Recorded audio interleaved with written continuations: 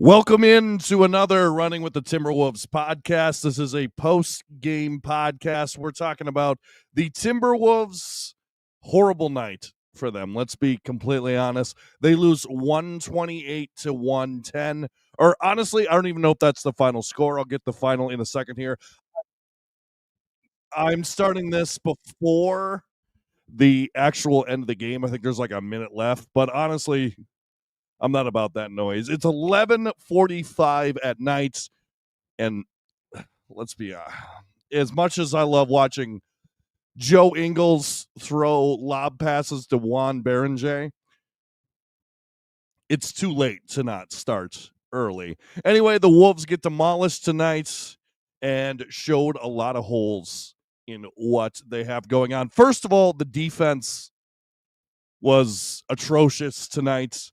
And you got to start with a couple things. First, and I know that everyone loves him, and Chris brings this up all the time on the podcast you can listen to on this channel, that Jaden McDaniels is not as great defensively as you think he is. He's a great on-ball defender, and he has some great highlights. He has some great moments. He was great in the playoffs last year.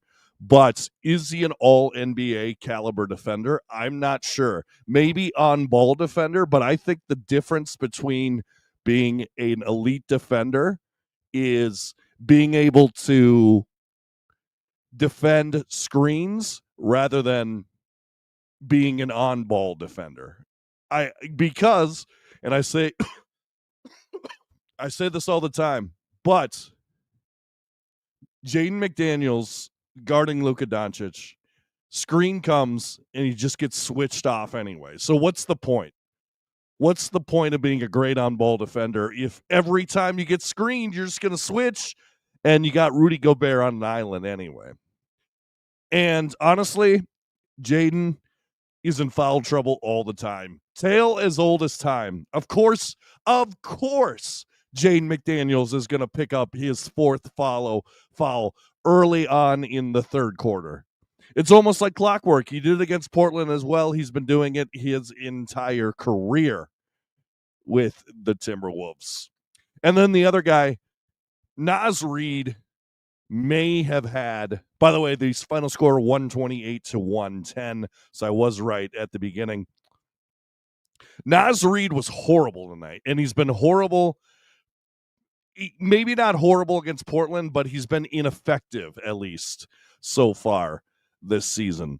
Not only defensively or offensively, which is usually a strength, defensively they were searching him out. They were going right at him. They had no fear of Naz Reid in the paint. And I titled this episode 2 words, wake up, because if we are going to compete this year in a loaded Western Conference, guess what? We need more out of Naz Reid, because when you think about it, yes, I know that the Wolves bench outscored the Laker bench, but that doesn't matter. We are wired to go 8, 9, 10 deep. The Lakers are not depending on 10 points a night from Jake LaRavia and Jared Vanderbilt and Marcus Smart even. That's not how they're wired. They're wired to get the ball to Luka Doncic, him to make plays, and for everyone around him to hit shots. Jackson Hayes to get lobs, DeAndre Ayton to hit a few mid-range shots. They're not wide. They don't need their bench to be one of the best benches in the league. This team, it looks like they're going to need that. Because, I mean, just look at the point distribution tonight. Julius, really good tonight. Again, another efficient night for him. 9 for 16, 4 for 8 from 3, 9 rebounds, 5 assists, 3 turnovers. Good night for Julius Randle, even though the plus-minus doesn't really say that. Jaden did have 10 points tonight, didn't hit a single 3. Of course, that is a bugaboo for him. Cannot hit the 3 ball at a consistent basis, which, I'm sorry, but with Naz Reid and Jaden McDaniels, we're past the point of, they play so hard and it's okay if they have an off night because we love them here. We're past that, guys. We are past that because we're paying Naz Reid, 5 years, $125 million a year. And no, not a year, excuse total. And we're paying Jaden a ton of money as well. I made a video this last time Nas signed his big contract, the contract before this one, saying, are we still going to love Nas as much when he's on a big contract? Now, I didn't know that he was going to sign a team-friendly deal at the time, but basically take that video that I made 2 years ago, put it 2 years in the future, and that stands right now. Sorry, I got a little bit of a cold that I'm fighting, so if I cough in the middle of it, that is why I tried to do it off the mic. But it's just ridiculous. Naz Reid, and Chris talks about this all the time, Naz Reid cannot have games where he has 5 points as a minus 15 from the field, gets beat tons and tons of times defensively, and only has 5 points and really does not much of anything else. It can't happen if we want to contend on a night-to-night basis, particularly in a loaded West. Now, we shouldn't overreact to this loss because it's just the second game of the season. We started cold last year. I mean, let's be honest. Luka had a night tonight, right? Like, Luka was getting all of his spots. Luka was doing Luka magic things. Did he get to 50? He got to 49. So did not get to 50 tonight. He had 32 at halftime. If it's a closer game, I'm pretty sure he gets to 50 because they're probably relying on him more. But, I mean, the guys around him were great tonight. Rui seems to play really well against us. 23 points tonight. 2 for 4 from 3, 10 for 13 from the field. Lakers as a team shot 59%, 41% from 3. Wolves only shot 34% from 3 on 38 takes. Again, I was going through the starting lineup. Dante, bounce back game for him. I think when they're not playing Dante 90 feet from the basket, I think he's a lot better. 4 for 8 from the field. Started hot, 3 for 7 from 3. Actually, him and Rudy were the best plus-minus tonight out of the starters, surprisingly, at -6. Anthony Edwards doing what he does. But the question is, particularly after watching that Portland game, how many times are we going to need Anthony Edwards to bail us out? Because honestly, I think that Portland game was just a case of Anthony Edwards bailing us the fuck out. And we did not, and we didn't keep it close enough for him to do it tonight. What I love about Luka Doncic, he doesn't only foul bait, he pisses you off so much that he foul baits, gets hit, and then still makes the goddamn shot. It's amazing. Luke and Wolves fans are not going to like this, but at least, and I talked about this in the group chat with some people in my Wolves group chat. The Luka Doncic should win, particularly without LeBron. Like, let's say LeBron is a thing of the past. Let's say LeBron has a bad year. Luka Doncic should win MVP every single year. And I'm sorry, Luka Doncic is more important to the Lakers than Anthony Edwards is to the Wolves. Because I think if you take, let's take LeBron out of the equation, who's out till mid-November. If you take Luka Doncic off of this Laker team, I think they're like a 10-win team. I think they're like 10-72. Maybe they win 11. Who knows? But if you take Ant off of this Wolves team, I think we're competing for a play-in spot. That's all I'm saying with that. Luka Doncic is the most valuable player to any team in the entire league. And I know that Wolves fans at whatever cryptocurrency or whatever the fuck it is were yelling MVP at Anthony Edwards. And boy, did Luka Doncic, at least tonight, shut them up. he probably did not like that out of out of the fans at cryptocurrency arena. And I mean, guys just stepped up for the Lakers tonight. DeAndre Ayton was good. Took Rudy Gobert to church a ton of time. Doesn't get talked about enough. I honestly think this could be a revitalized year for DeAndre Ayton. I really do. I think he could revitalize his career, be the player that we saw be a huge contributor on the Suns finals team. He does have good touch around the rim. I wish I could give some of that touch to Rudy Gobert, but I can't because Rudy, I think at this point, is not going to become a strong offensive player. It's just not going to happen. It's not going to happen. But one point I did want to make here. If I'm Bronny James, the last thing I want to do is be on camera on a nationally televised game or whatever, streaming, whatever, and be sitting on the bench next to my dad. Like, who wants to do that? Who wants to be constantly reminded every time that they show your dad that he is the only reason that you're here. He is the only reason that you're on the bench and you're sitting right next to him. Oh, by the way, I don't know if anyone else saw this. Did anyone see someone was sitting right next to Dante DiVincenzo and it was not a coach? It was just like a fan. Did anybody else see that? Because that was weird. I don't know if they sell the seats right next to the bench, but there was you could tell it was just a fan. It was really strange. Really strange. And I don't know if they sell those seats, but that for me, that would be just awkward, I think. It would be awkward to sit next to a player and root for the other team. That would just be weird. Because honestly, when you're a fan in the upper deck and you're yelling hate at another player or you're booing them or whatever, there's a little shield there, like the players are going to come out into the stands. They're not going to come and find you. Well, unless you're Ron Artest or Meta World Peace or whatever he goes by now. But man, I wouldn't want to sit right next to a player. Also bad angle, particularly when they're on the other side of the court. Ugh, gross. Anyway, Wolves lose tonight by a score of 110-128. And what kept them around in the first half, as they were talking about on the broadcast, definitely offensive rebounding and second chance points. The Wolves had 15 offensive rebounds. Lakers had 7. But it just was not enough as the Lakers were hitting their shots and Luka was in full control. And that's what I'm saying.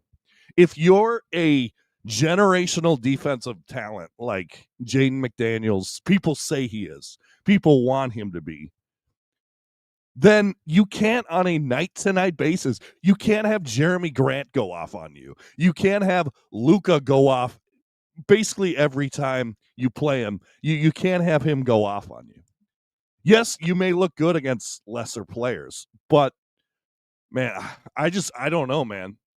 Like Jaden needs to prove himself. Plus, he's always in foul trouble, like I was talking about. It's just infuriating. Some of these dumb fouls. And I want to point this out. I think Jalen Clark. I love Jalen Clark. He's so aggressive. He changes the pace of the game. He's a difference maker out there. I think Jalen Clark has a little bad Jaden McDaniels in him. Just some dumb I think everyone on the Wolves had some bad Jaden McDaniels in them tonight. Bad fouls like 40 feet from the basket when you're trying to come back and you're just giving them free throws. Rudy had a few. Clark had a few on an inbound pass where the ball wasn't even in yet. It's like, what are we doing? Aren't we the veteran disciplined team? It didn't look like it tonight. It was really weird. And then Rudy, I mean, he really didn't do much. He had some offensive rebounds, but I mean, not a guy again. And I hate that it comes down to it.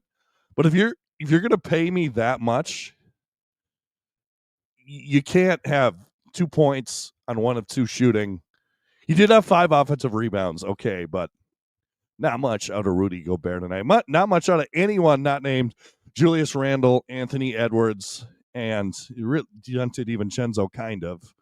I guess Jalen Clark gave you 9 in a nice spell a little bit there, but not much to build off of tonight. Because the problem against Portland was, okay, we can't handle the ball, right? Like they're picking us up 90 feet from the basket.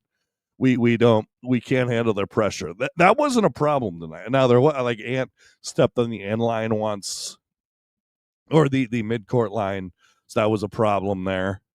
But overall, just a really piss poor effort from the Wolves tonight. And the offense, I don't know, man. Like Julius Randle, I think I saw the stat from Charlie Walton. He's shooting like 7 for 11 from 3 so far this year. Can you really? And he shot 4 for 8 for tonight. And some of those were just bail out, like bad possession, just throw it up kind of thing. Can you really depend on him to do that every night? I mean, Julius has been awesome so far this season. I mean, 26 points on 16 shots. That's pretty good. That's pretty good. Also, I want to say this, and I may do a whole video about this. Let me know if you'd like that. By the way, join the conversation. Leave a comment what you thought of tonight's game.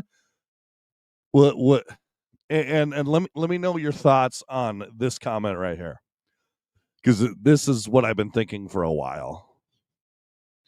And we even brought it up with Charlie Walton when he was on this about I think 2-3 weeks ago. If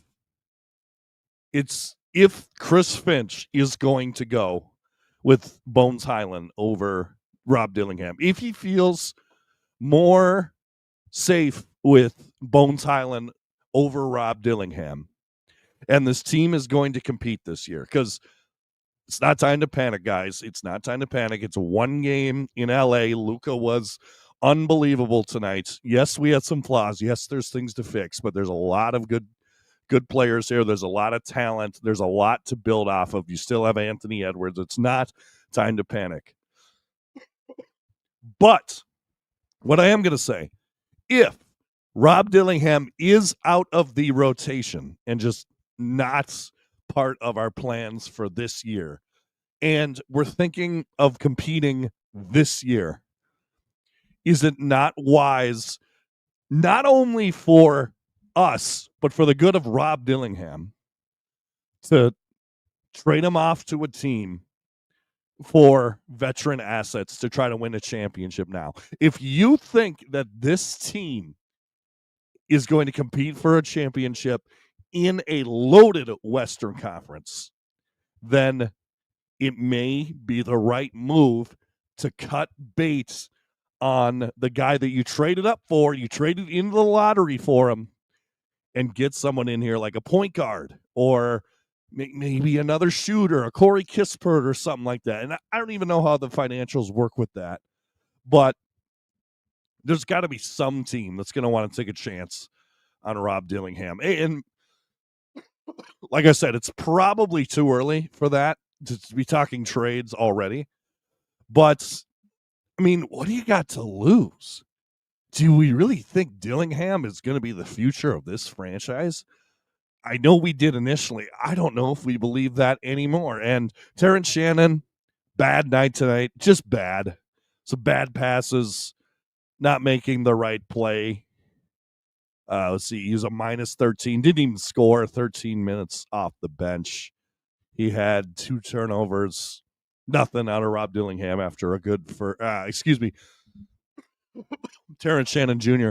after a good first game. And ladies and gentlemen, I hate to say it, we have been anticipating it for a little bit, but Minnesota Mike may be washed. Minnesota Mike may be entering the Kyle Lowry portion of his career. I don't know if there's much there. I mean, if he's not going to hit threes and he's not going to hit floaters and he's going to be in foul trouble. Now, I know it's just one game, but what is he good for? Absolutely nothing. At least he's not bringing down our starting lineup anymore. But, yeah, I mean, we knew that Conley was going to be in the twilight of his career here. But, man, I don't know. I don't know if there's anything left in Mike Conley. Maybe. Now, this may be the pot calling the kettle black.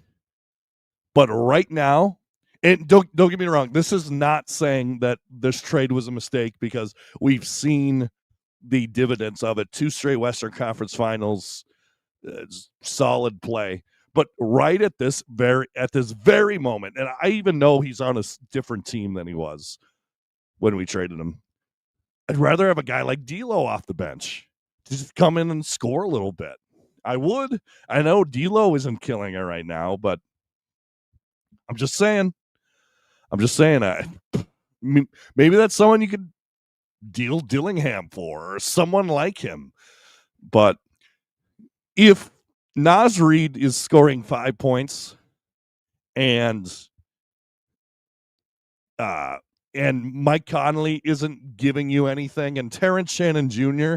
isn't giving you anything, our bench is kind of shitty, to be completely honest with you.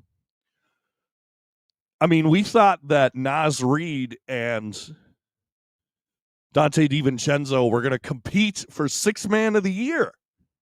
And now Dante's in the starting lineup, and he played really good tonight, I thought.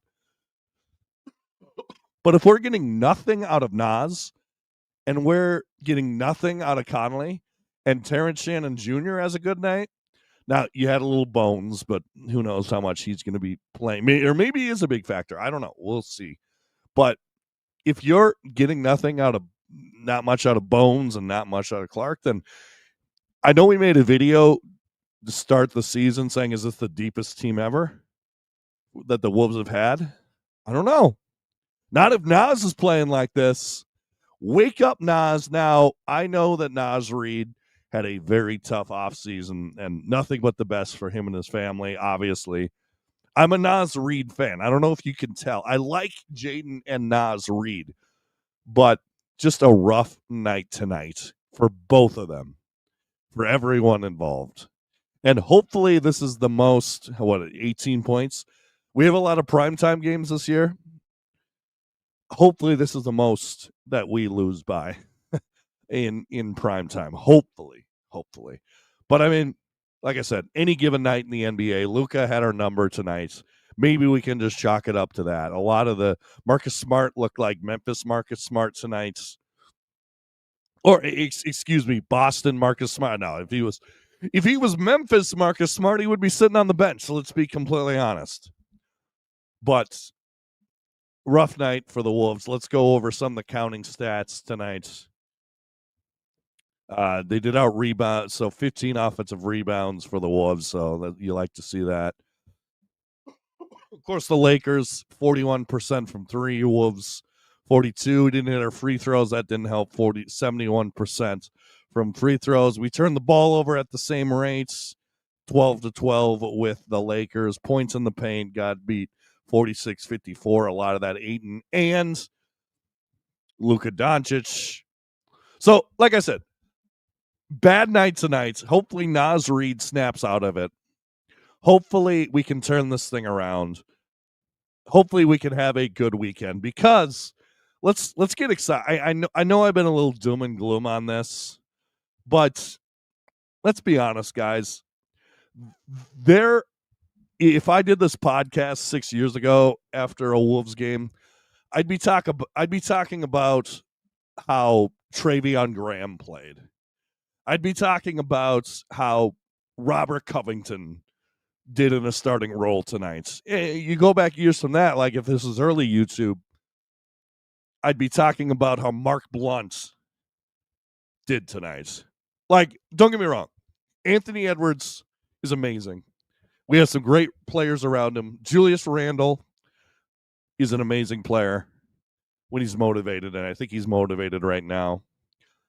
This is not the Hodunk Wolves of the past, but we should be holding them to higher standards at this point, because average ain't going to cut it.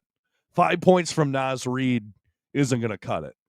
Jaden McDaniels always in foul trouble and committing just dumb fouls, and the Wolves following 40 feet from the basket for no reason is not going to cut it. It's just not going to cut it. But hopefully it's just a bad night. That's what I'm hoping. I'm sure that's what I'm sure that's what you are hoping as well. And let's get excited, guys, because we're going to Target Center. So 1-1 on a West road trip isn't terrible. It's not ideal, but it's not terrible. You're coming home playing a scrappy Pacers team, which don't overlook this Pacers team. They went toe to toe with OKC last night and almost beat them, but Shea foul baited his way to a victory in overtime. So do not overlook this OKC team, or excuse me, this Indiana team. But man, it's going to be so cool. A lot of people my age, I guess, quote unquote, millennials, are going to have nostalgia overload on Sunday night when the Wolves are in those jerseys on that court. It's going to be like KG is back in the building and not playing an illegal poker game. Which, come on, KG, be better. Be better. Come on, KG. And this whole betting thing could really blow up in a lot of people's faces and could change the league a little bit. But anyway, I want to shout out our sponsor, 612Ts. Give us a check them out. They have awesome stuff. The link is in the description, and use promo code RUN25. That's RUN25 at checkout to get 25% off your first purchase. Or you can just use the promo code in the description of this video and do it there as well. It will automatically apply the discount. That's at 612ts.com. Guys, it's midnight. I got to play basketball at 7:15 tomorrow morning. It's the grind, man. It's the grind. Wolves season is upon us. 80 games left to go. Can you believe it? We're 2 games in, 80 to go. And like I said, let me know in the comments. Also, if you like this content, please subscribe. We're trying to get to 400 subscribers. We got some big things on the horizon. Going to have some guests coming up here. And, of course, constant podcasts. All that you can stomach about your favorites. Minnesota team, your favorite squad, everything coming your way here on the Running with the Timberwolves. Check us out, Spotify, YouTube, Apple Podcasts, all the other podcast sites, iHeart, we're on there. Check it out. This is the Running with the Timberwolves podcast. Check out 612ts.com. Use promo code RUN25 to get 25% off. And as always, go Wolves.